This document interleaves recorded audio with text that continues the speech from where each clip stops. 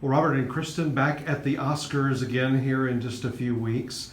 Before we talk about Coco, tell us about the last time you were at the Oscars and what that meant for you getting that win. Oh, that was an incredible night. It was very surreal because I actually can't remember walking up the aisle and doing the speech, but I do remember. I do remember the party afterward. Actually, I remember that our driver didn't have the right parking pass, so we waited and we waited as people kept getting in their cars, and we were waiting for our car. And finally, we walked up to the gas station on the corner and called an Uber to get to the Vanity Fair party.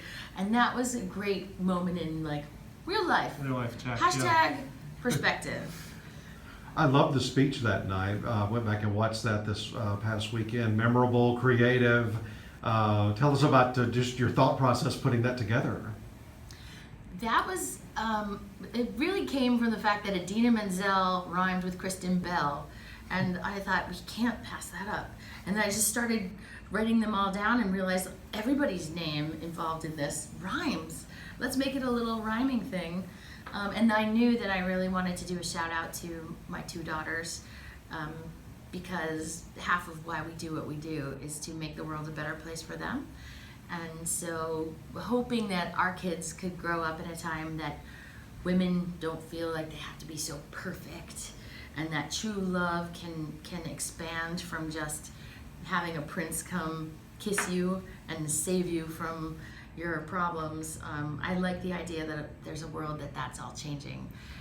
And the cool thing is, we're bringing those same girls that we shouted out to. They're going to be our dates at this year's Oscars. Oh, the four of you. Yeah.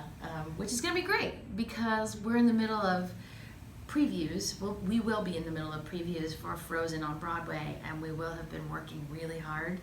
And this is a great chance to just come have some sun and some quality time and, get dressed up, walk a red carpet, and see whatever happens. Do they have a particular person they really want to meet? Yeah, they want to meet Jordan Peele's wife. Chelsea Peretti. Okay. Brooklyn Nine-Nine film. Yes. Now, the other thing I loved about that moment at the Oscars, and sometimes they do this and sometimes they don't in terms of award shows, they don't necessarily know what records are being set or broken or whatever, but the announcer, as you're walking up, Robert, says you're the 12th person to join the EGOT group. Yeah. I didn't even...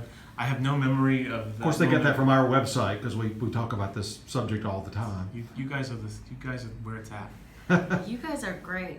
I do remember just in case, the girls and I had made a spaghetti necklace EGOT, out of cardboard and pasta for him.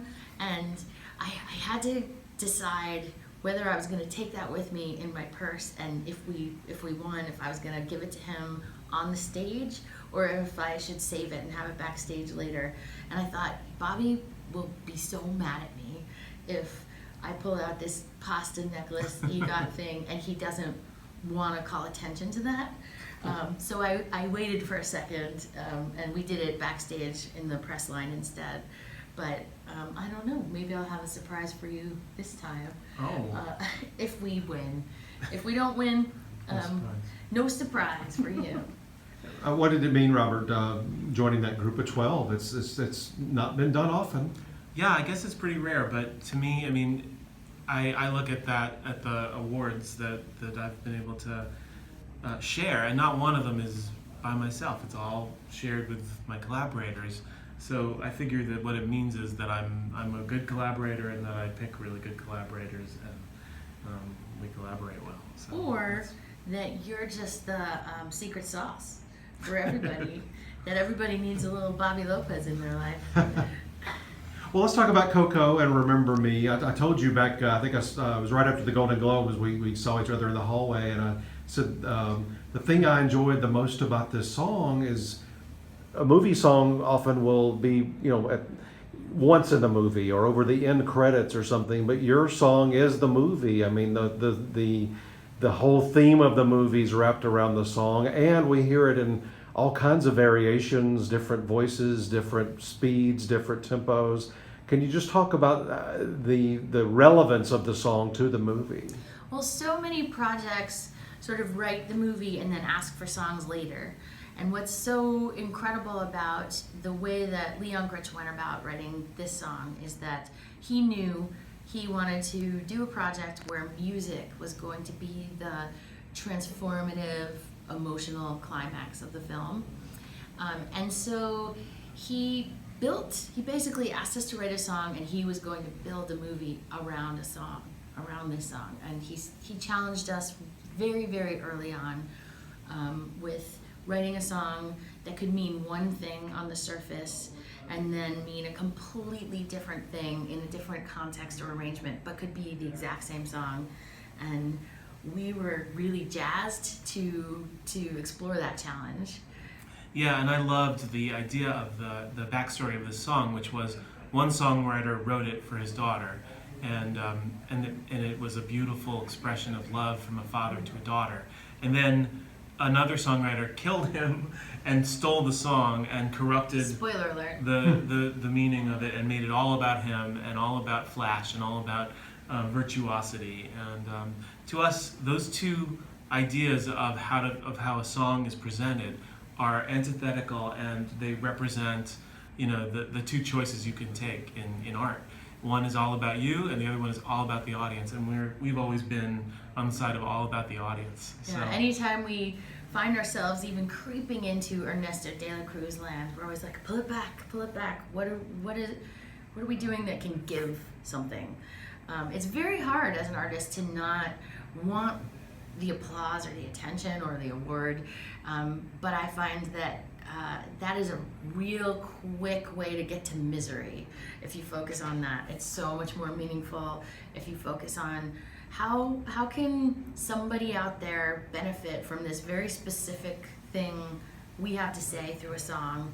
Can that song then go out and do good in the world and heal someone or be used by someone who's going through a tough time? And this particular song really spoke to me as a working mom who has to leave my children behind whenever I travel for work. And we use songs like this. We write lullabies for our children before we leave to come to LA. They've always had these special lullabies that are just for us, that are meant to keep connected when we're traveling. So this one really sort of was in our wheelhouse anyway. totally. How do the two of you go about working on a song? What's the process? It differs from, between every song, and this one was a very smooth process actually, but it came from, first of all, being really jazzed to write it. We were really excited, and our minds were working on the puzzle the whole time of how do you make every word mean two different things depending. And so finally I kind of sat down, in my pajamas one morning and In his boxers. and plunked out a tune. Yeah, I don't have pajamas. And Kristen was like, "That sounds like the song. Why don't you put that on my iPhone? Let's record it." And she was going into town that day, and she just wrote it on the train. The F train from 7th Avenue in Brooklyn to Midtown Manhattan is a nice 50-minute ride without any interruptions, and so I was able to take the puzzle of a showboating version and very personal, meaningful version, and make sure that the lyric I was writing fit both of those. And songs don't usually happen like this. In fact, this is one of the only songs that we've ever written in that way. Usually it's a lot more chicken and egg, a lot more of us like generating phrases. Ooh. He likes to cut off after a few minutes. Well, green is the new black. Yes.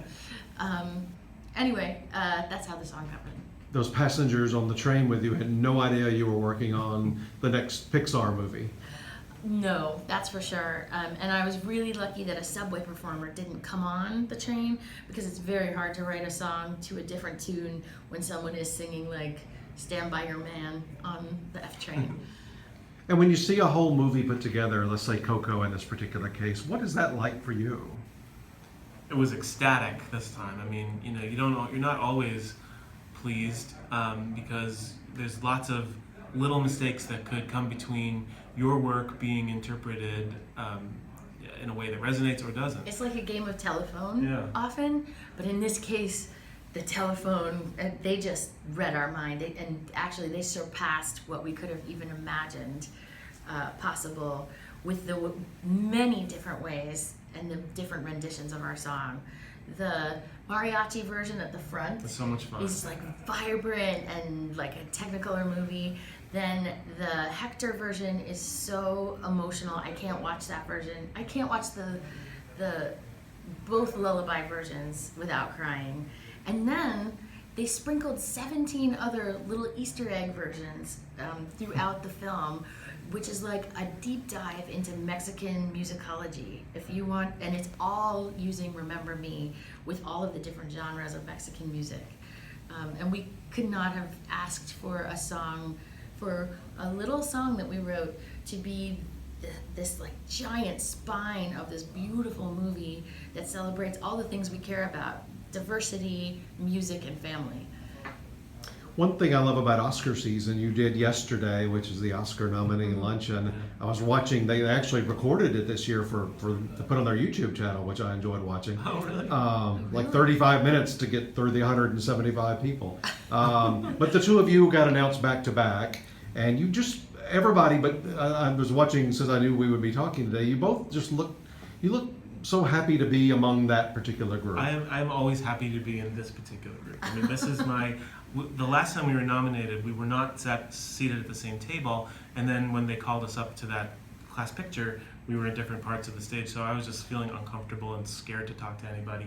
But whenever I'm with Kristen, I feel like I can be happy. I feel like I can be myself, and she always puts me at my ease. And, Thanks, baby. and she's the most amazing woman at a party. Well, we knew enough this time to ask if we could be each other's dates. And sit at the same table. Plus, we asked to sit with Michael Giacchino, who's a blast. And we had an amazing table. Patton Oswalt was at our table, so we were feeling really great. We had just had a wonderful. The food was fantastic, and then we had talked to Steven Spielberg and Meryl Streep. Next to Jordan Peele. There were. It's like Bobby used the term. It's like whale watching, and there are actual whales. Yeah, not like one of those disappointing whale hunts. They're, like, whoa, did you see who just walked by? Like, that was Allison Janney. Yeah. Look at Margot Robbie. Is she really human? Can anyone be that beautiful? And I love just living in this alternate reality where Laura Dern is like the #1 Star Wars fan of all time, and was just in the last Star Wars movie, and every time she says Star Wars like 20 times, She's like, she goes, Star Wars! The Last Jedi. I love that. Well, like you were all having such a great time. Do you know yet, or can you announce anything about how the song will be performed on the ceremony? I don't think we can tell you much, but I do know that in all conversations, we really specify that the magic of this song is the duality of it. The very different takes on the song, and so we want to make sure that we at least get 2, if not 3, different angles on the song. Make sure that the audience knows the complexities of it, Yeah. the fun of it. Well, and the magic trick, the little puzzle that we did, where one can be a gift and one can be a party. a party. Yeah. Well, good luck with it. Thank you. Thank you so much. Thank you.